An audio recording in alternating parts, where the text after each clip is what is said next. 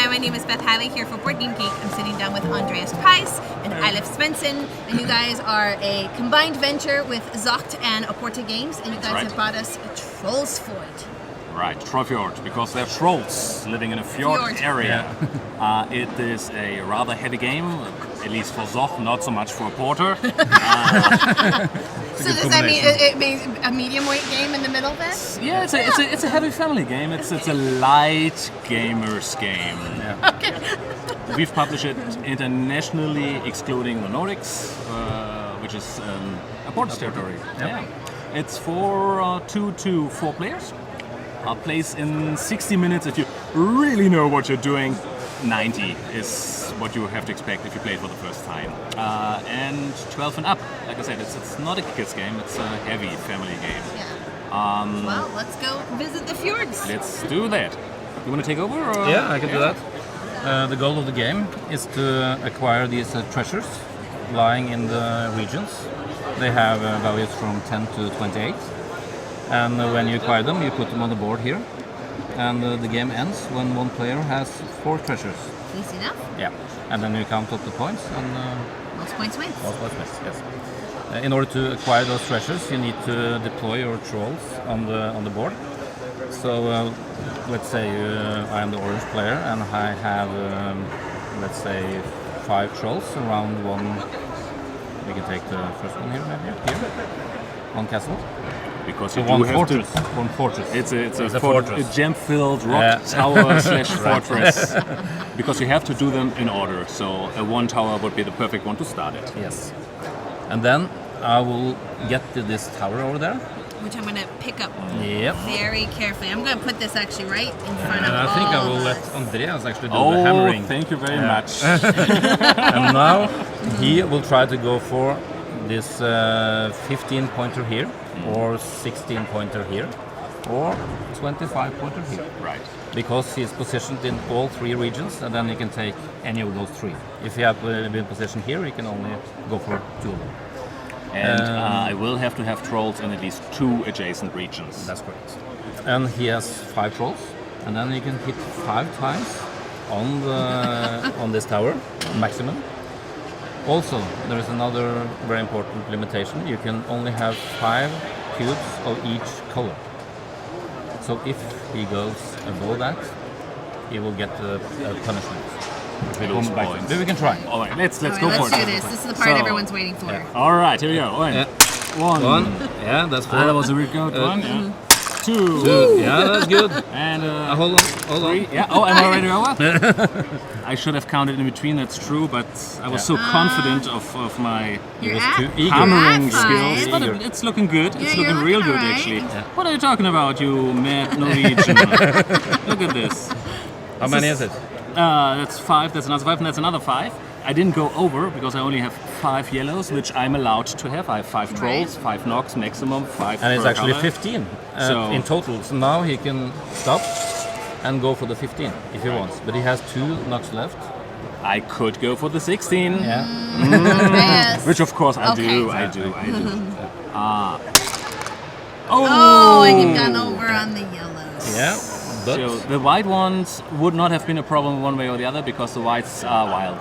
Only the colored cubes, the red, the blue, and the yellow, are the ones that have a limit on them. But so actually he's over with 3 cubes in yellow. If he really wants a 16, yeah. he could take it, but it wouldn't be worth it because he needs to sacrifice one of these gifts for each cube he is over and lose these points. So in this case, he wouldn't do it. I probably just remove all my trolls from one of the adjacent regions. Yeah. So it's not a really bad thing. Probably the one, yeah. One back, and then he gets another chance. Right. So you were too eager. You should have stopped. Yes. Or somebody could have helped me. Yeah. So that's the next thing. If another player is in around the same fortress, let's say it's here and here, he is also in 2 regions and needs to be. He can help him out. So now the total number of trolls are 6. Or if you add one there, it will be 7. Right. He's still the one that is actually hammering. So now he got 7 knocks. And if he succeeds, he will get the first dibs on, let's say I get 25. and the other player will get 15 or 16. Which, of course, especially is interesting in situations like this. If the orange player gets to pick up a victory punch-up first, they will snag the 25, leaving 16 for the black player, who was the supporting player in this case. Yeah. And the player whose turn it is puts it on his track here. And the player who's joining will put it actually face down here as a bonus point. So this player still needs to go for the number one first. Yeah. Yep. And it is, but on the other hand, it is still points that you earn while it isn't your turn. So it's nice to support other players, and this is where it gets tricky. If you say I will support you, the other player cannot refuse that offer of help. You, at any Troll honor. Exactly. Yeah, you can do the tick. You can go in and say, yeah, I'll join you. I'll graciously lend you my workforce and profit from your. And this is exactly what you would usually want to go for. For example, 5 trolls with my 2 trolls, getting in a victory punch-up that usually I could not get in that area.